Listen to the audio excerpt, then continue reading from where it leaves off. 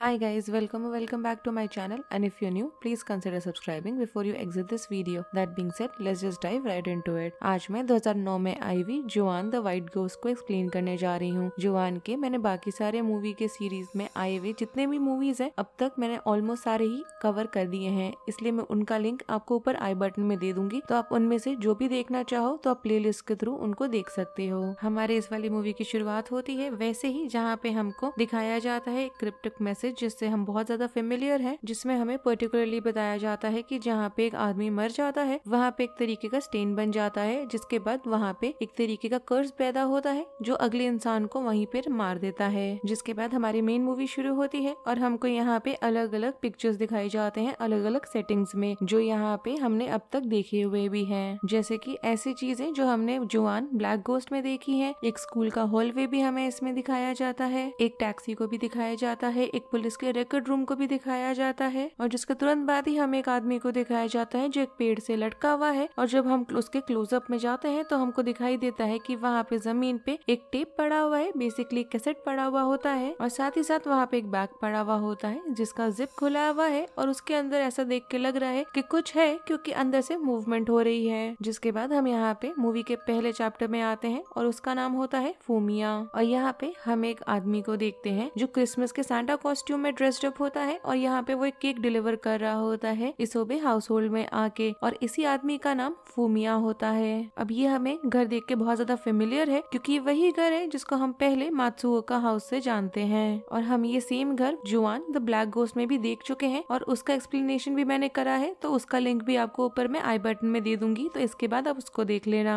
ये वही वाला घर होता है जहाँ पे मात्सुओका की जो पूरी फैमिली होती है उसको ब्लैक गोस्ट काफी ब्रूटल तरीके से मार डालता है, और जब ऐसा होता है तो हमने स्टार्टिंग में देखा था कि वहाँ पे एक स्टेन बन जाता है और एक नए कर्स पैदा होते हैं, तो वही यहाँ पे हुआ है, क्योंकि वहाँ पे जब मर्डर हो गया था तो ये लोग नहीं जानते कि वो वही हाउस है, और फूमिया को तो पर्टिकुलरली ये चीज नहीं पता होती है और उसको यहाँ पे अपनी डिलीवरी कंप्लीट करनी है, इसी वजह से वो उस घर के अंदर जाता है। वहाँ पे एक औरत किचन से ऐसा देख के लग रहा है कि डोरवे पे खड़ी है और निकल के उसको बोलती है कि वो एकदम वहीं पे आ रही है, उससे केक लेने के लिए वो वहीं पे इंतजार करे। मगर जल्दी फूमिया को यहाँ पे रियलाइज हो जाता है कि यहाँ पे कुछ ना कुछ बहुत ही ज्यादा गड़बड़ है, क्योंकि वही औरत दोबारा से वही चीज रिपीट करती है। जिसके बाद उसको किचन के अंदर से बहुत ही ज्यादा ऐसा देख के लग रहा है कि ऐसी आवाज आई है जैसे कुछ किचन में टूट गया हो जमीन पे गिर के, और इसी आवाज के चलते वो किचन की तरफ जाता है, मगर उसको वहाँ पे वो औरत दिखाई नहीं देती। जिसके बाद वो बाथरूम की तरफ जाता है और वहाँ पे उसको बाथ टब में ऐसी हॉरिफाइंग सी काली काली सब्सटेंस वाली कोई चीज जो एक तरीके का रेसिड्यू होता है वो उसको वहाँ पे दिखाई देता है। बेसिकली वो ऐसा देख के लग रहा है कि जैसे वहाँ पे आग लगा के कोई चीज को हटाया गया हो, तो वहाँ पे कैसे राख और एशेज हो जाते हैं, स्मोक के ऐश हो जाते हैं काले काले, वैसा सारा चीज देख के लग रहा है उस बाथ टब के अंदर। तभी उसको एक छोटी सी बच्ची उसके पास निकलते हुए दिखाई देती है और उसको वो फॉलो करते हुए ऊपर की तरफ चला जाता है, मगर यहाँ पे वो देख के शॉक हो जाता है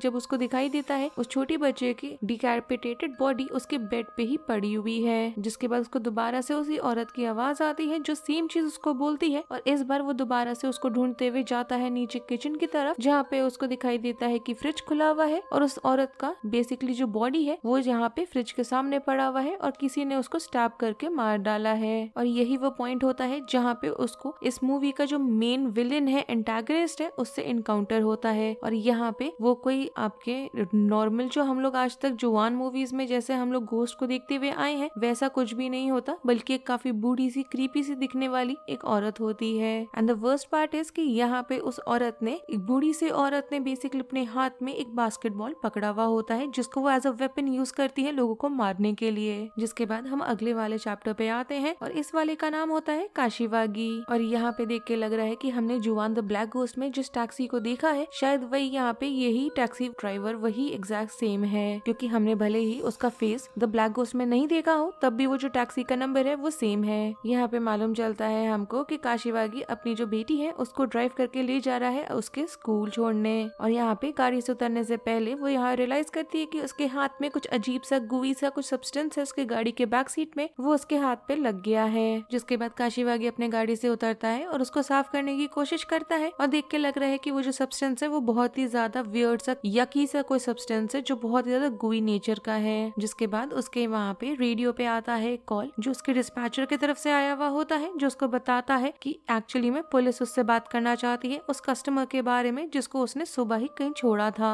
जिसके बाद उसके बैक सीट पे उसको एक बैग दिखता है जिसके अंदर एक अजीब सा सर रखा हुआ होता है एक छोटी सी बच्ची का, और जिसके बाद देखते ही देखते उसको घसीट के मार दिया जाता है। जिसके बाद तीसरे चैप्टर पर हम लोग आते हैं और इस चैप्टर का नाम होता है आकाने, और ये चैप्टर प्रेजेंट चैप्टर के 7 साल आगे फ्यूचर में चल रहा है। यहाँ पे आकाने यहाँ पे जो होती है वो स्कूल में होती है और उसके 2 फ्रेंड्स आते हैं मायूमी और यूका, और वो उसको इनवाइट करते हैं साथ में कोकोरी-सान खेलने के लिए। बेसिकली ये गेम जो होता है वो एकदम ही जापानीज वर्जन है वीजी बोर्ड का। जिसके बाद वो जो कॉइन होता है वो अपने आप चलने लगता है और यहाँ पे वो स्पेल आउट करता है नाम मिराई, और अचानक से वहाँ पे एक घोसली फिगर अपीयर होता है जिसको सिर्फ अकाना ही देखती है, और उसको देख के वो इतना फ्रीक आउट हो जाती है कि उस क्लासरूम से वो बाहर भाग जाती है। जिसके बाद यहाँ पे मायूमी जाती है वापस क्लासरूम में और हम यूका को देख पाते हैं कि उसको उसी बूढ़ी औरत के भूत ने आके, जिसके हाथ में बास्केटबॉल होता है, वो उसको वहाँ पे आके वॉशरूम में मार डालती है। जिसके बाद चौथा चैप्टर इसोबे है और यहाँ पे हमारा इंट्रोडक्शन होता है इसोबे फैमिली के साथ, जो बेसिकली शिफ्ट करते हैं उस कर्स्ड मात्सुओका हाउस में। यहाँ पे हस्बैंड वाइफ का नाम होता है गेंतारो और मीहो, उनका बेटा जिसका नाम होता है अत्सुशी, उसकी बहन जुनको, और उनकी जो बेटी है उसका नाम होता है मिराई, और उनके साथ उनकी ग्रैंड माँ भी आती है और उस ग्रैंड मदर का नाम होता है हारू।